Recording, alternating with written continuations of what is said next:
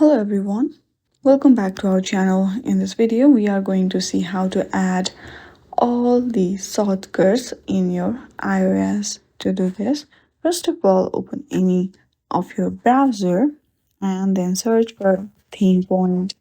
Once you have searched it, you will see themepoint.net. Click on that, and from here click on the three lines which is on the top right corner of your screen.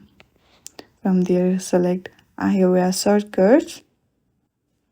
Then select Yes, downloads latest iOS shortcut for video downloads.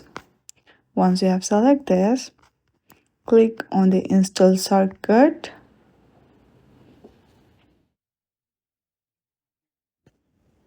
And then click on Yes, download. Once you have done this, since I have already done it, it says it has been already downloaded. You can simply download in this way. Thank you for watching this video. If you like this video, then please do not forget to subscribe our channel.